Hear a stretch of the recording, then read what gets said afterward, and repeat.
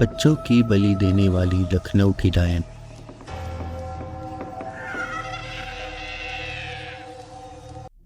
जय महाकाली दोस्तों, मैं Shyam Sharma SR horror podcast का होस्ट और आपका दोस्त आपके लिए लखनऊ की ही एक सच्ची घटना लेकर आया हूँ।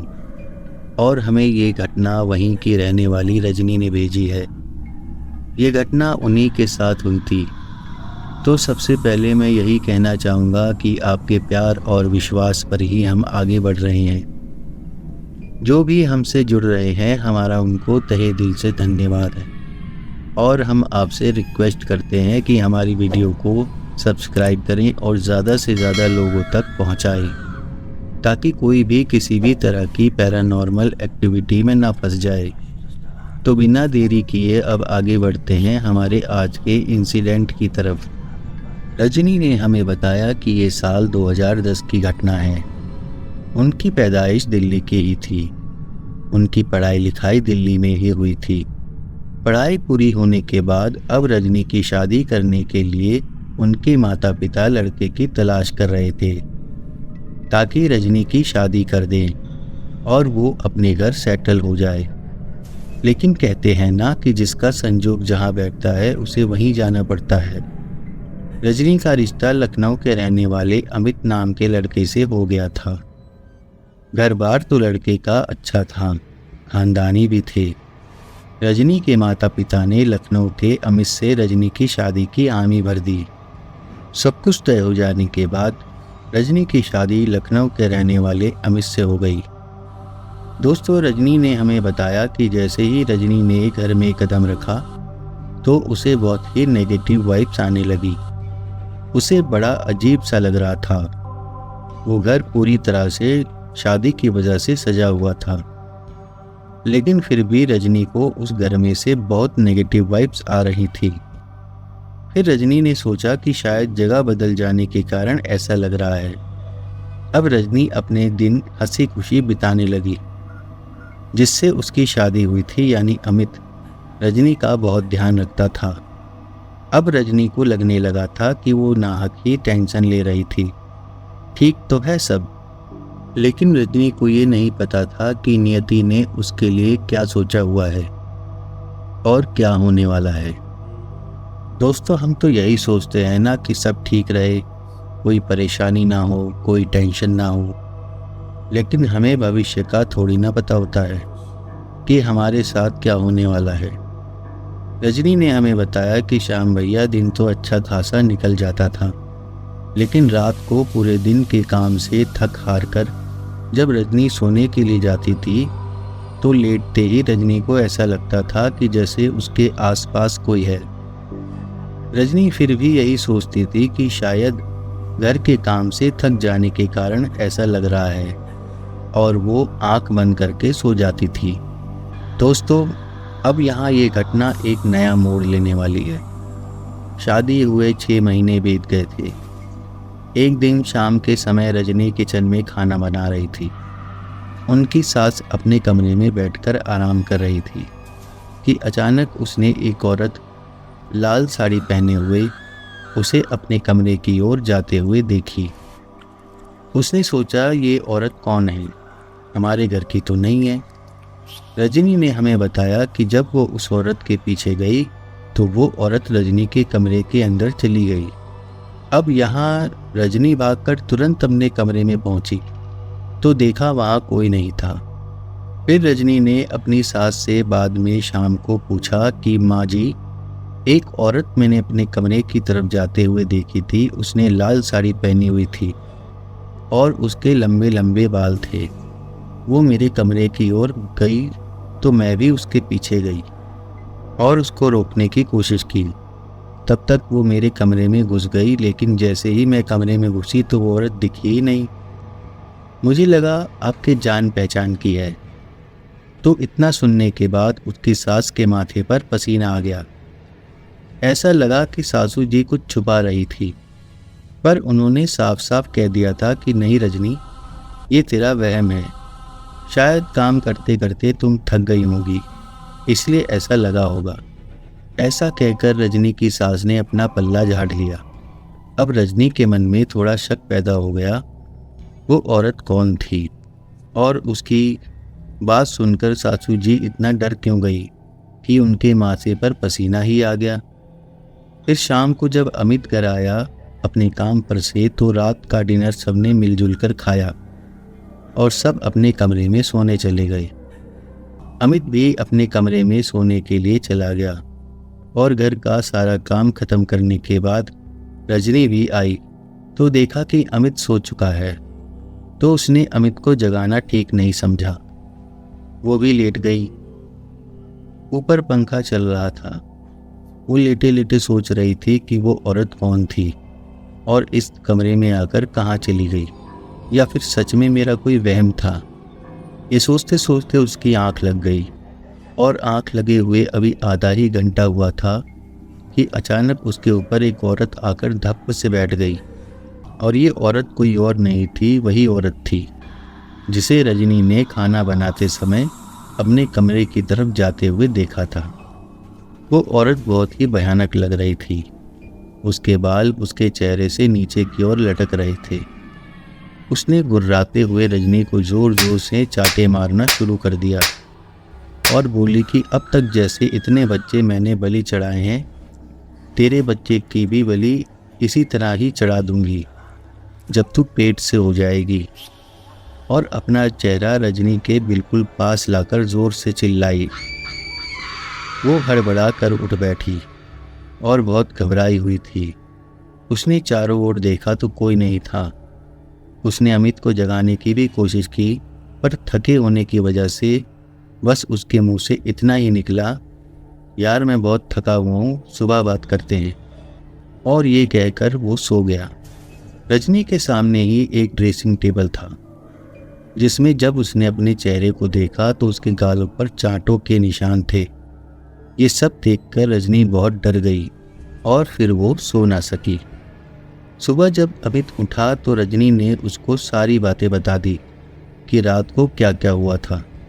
अमित ने थोड़ा सोचा और उसके सोचने के अंदाज से लग रहा था कि अमित भी कुछ छुपा रहा है, पर उसने वही कहा जो अमित की माँ ने कहा था कि ये रजनी का वहम है। उसने चांटों के निशान अमित को भी दिखाए तो उसने यही कहा, अरे क्या पता तुम बेड से गिर गई हो। रजनी ने हमें बताया कि उसे समझ नहीं आ रहा था कि इस सिचुएशन को वो कैसे हैंडल करे। उसका कोई भी यकीन नहीं कर रहा था। उसने ये बात अपने ससुर से भी बताई, पर रजनी के ससुर ने ये कह दिया कि देखो बेटा, मेरे पास इन सब फालतू बातों के लिए टाइम नहीं है। रजनी ने हमसे कहा कि श्याम भाई, मैं जब भी रात को सोने अपने कमरे में पूरे दिन के काम से थकी हारी जाती थी तो कभी वो उसको डराती, कभी धमकाती और कभी चाटे मारती। अब रजनी को उस घर में बिल्कुल भी अच्छा नहीं लगता था। उसने कई बार अपनी सासू जी से कहा, लेकिन हर बार उसके साथ उसकी बात टाल देती थी। फिर यही सब बातें रजनी ने अपनी माँ से कहीं तो रजनी की माँ ने कहा, ठीक है बेटा, मेरी जानकारी में एक बहुत ही जाने माने सिद्ध पंडित जी हैं, मैं उनसे तेरी बातें बताऊंगी, देखती हूँ कि वो क्या बताते हैं। फिर रजनी की माँ ने उन सिद्ध पंडित जी को फ़ोन किया तो उन्होंने कहा कि आप अपनी बेटी को एक बार मंदिर ले आइए, फिर मैं देखता हूँ कि क्या किया जा सकता है। दोस्तों, अब आगे जो भी हमें रजनी ने बताया उसको सुनकर हमारे भी होश उड़ गए थे। आप ही सोचिए कि अगर ऐसा भगवान ना करे कि आपके साथ होता और कोई भी आपकी बातों का विश्वास नहीं कर रहा होता तो आपके दिल पर क्या बीतती। उस समय रजनी कैसे दौर से गुजर रही थी वो अपनी हालत किसी को भी नहीं बता सकती थी। फिर वो दिन आ ही गया जब रजनी की माँ ने एक झूठे बहाने से रजनी को घर बुलाया और अमित रजनी को उसके मायके छोड़ आया। अमित के वहाँ से निकल जाने के बाद तुरंत ही रजनी की माँ उसे उन्हीं पंडित जी के पास ले गई और वहाँ रजनी ने सारी बातें उन पंडित जी को बता दी।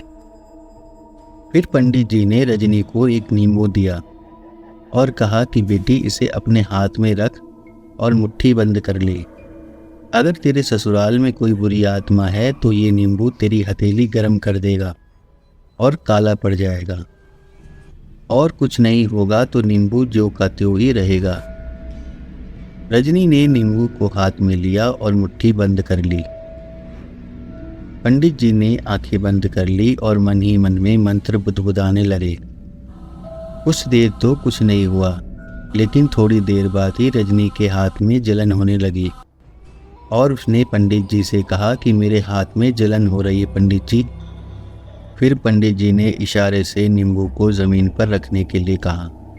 दोस्तों, रजनी ने हमें बताया कि जैसे ही उसने ज़मीन पर रखने के लिए मुट्ठी को खोला, नींबू की हालत देखकर रजनी के पसीने छूट गए। नींबू काला तो पड़ ही गया था, साथ में बुरी तरह से सड़ भी गया था। पंडित जी ने देखा तो कहा कि बेटी, तेरे ससुराल पर एक भयानक आत्मा का साया है। रजनी ने पंडित जी से पूछा कि इससे छुटकारा कैसे पा सकते हैं।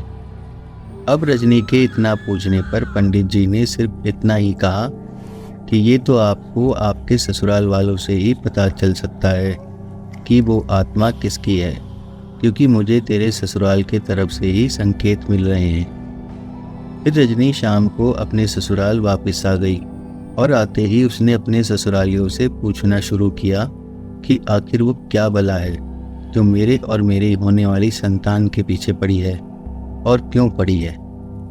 दोस्तों, अब एक ऐसा राज रजनी को पता चलने वाला था जिसकी उसने कल्पना भी नहीं की थी। उसके ससुर ने बताया कि ये कोई और नहीं, निर्मला की आत्मा है, जो रजनी के ससुर की पहली पत्नी थी। उसके ससुर ने बताया कि निर्मला माँ नहीं बन सकती थी और रजनी के ससुर और जो उसकी वर्तमान सास है उसके गलत संबंध थे और इन दोनों ने मिलकर निर्मला को जिंदा ही ज़मीन में दफना दिया था। लेकिन ज़मीन में दफन होने से पहले ही उसने मेरे परिवार को श्राप दिया कि वो हमारे ख़ानदान में कोई भी चिराग नहीं जलने देगी। उसके मरने के बाद रजनी के ससुर और उसकी वर्तमान सास ने शादी कर ली, लेकिन उनकी जो भी संतान उसके पेट में पलती थी तो निर्मला की आत्मा उस बच्चे को पेट में ही मार देती थी। फिर उन्होंने उसके शरीर को जहाँ दफनाया था वहीं पर एक अघोरी सिद्ध तांत्रिक से बंधवा दिया। तभी हमारे खानदान में अमित पैदा हो पाया। पर उस तांत्रिक ने यह भी कहा था कि जिस दिन ये आज़ाद हो जाएगी तो फिर से वही खेल शुरू कर देगी। बेटी, आज उस बात को 20 साल हो गए, पर पता नहीं वो कैसे आज़ाद हो गई। रजनी ने अपने ससुर से कहा कि पिताजी, आपने बहुत गलत किया, हमें कोई हक नहीं कि हम किसी की जान ले। निर्मला फिर से उन्हीं पंडित जी के पास पहुंची और उनसे सारी बात कह सुनाई। फिर उन्होंने कहा कि बेटी, उस अतृप्त आत्मा का यथोचित अंतिम संस्कार करना पड़ेगा, तब शायद उसकी आत्मा को शांति मिल जाए। दोस्तों, मेरे तो रजनी के मुंह से ये पूरा इंसिडेंट सुनकर गूज़बम्स आ रहे थे। लोग अपने निजी स्वार्थ के लिए किस तरह से गिर जाते हैं। फिर रजनी ने हमें बताया कि वो पंडित जी उस 20 साल पुरानी अतृप्त आत्मा की शांति के लिए पूरी तैयारी के साथ रजनी के ससुराल में पहुँचे। उन्होंने हवन करना शुरू कर दिया, पर वो आत्मा काफ़ी शक्तिशाली हो गई थी। जब निर्मला की आत्मा सामने आई तो उसने यही कहा कि वो रजनी के बच्चे को मार कर ही दम ले गई। तब रजनी ने हमें बताया कि उसके ससुराल वालों की तो हवाइयाँ उड़ी हुई थी। उसके सास ससुर तो डर के मारे सुन्न पड़ गए थे, पर रजनी ने हमें बताया कि उसने हिम्मत नहीं हारी और उसने अपना आंचल उस आत्मा के सामने फैला दिया और घुटनों के बल बैठकर बोली कि माँ, आपके गुनहगार तो मेरे सास ससुर हैं, मेरे लिए तो आप भी माँ हैं। आपके सामने झोली फैलाकर भीख मांग रही हूँ कि मेरी संतान जो भी अभी दुनिया में नहीं आई है उसे कुछ ना कीजिएगा, आपको ममता का वास्ता। और इतना कहकर रजनी फूट फूट कर झोली फैलाए हुए ही रोने लगी और वहीं पर बेहोश हो गई। जब उसे होश आया तो पंडित जी ने बताया कि वो बलि के तौर पर आपके ससुर को ले गई और आपके आने वाली संतान को बख्श दिया। रजनी ने हमें ये बताया कि कुछ ही महीनों के बाद रजनी माँ बनी और उसने एक लड़की को जन्म दिया और रजनी ने उसका नाम निर्मला रखा। दोस्तों, कुछ घटनाएं ऐसी होती हैं जो आंखें नम कर जाती हैं। अगर आपके साथ भी कोई पैरानॉर्मल एक्टिविटी हुई है या आप कोई ऐसी घटना जानते हैं तो आप हमें स्क्रीन पर दिखाए नंबर पर शेयर कर सकते हैं। मैं उसे अपनी आवाज़ में नरेट करूँगा और साथ में ही अपने नए व्यूवर्स से रिक्वेस्ट करूँगा कि हमारे चैनल SR हॉरर पॉडकास्ट को सब्सक्राइब ज़रूर करना और बगल वाले बेल आइकन को प्रेस कर देना ताकि हमारे नए वीडियो की जानकारी आप तक सबसे पहले पहुंच जाए। आपके प्यार और विश्वास के साथ हम जल्द ही आपसे फिर मिलेंगे एक और नई सच्ची घटना के साथ। तो नया वीडियो आने तक stay tune with the channel. जय महाकाली दोस्तों।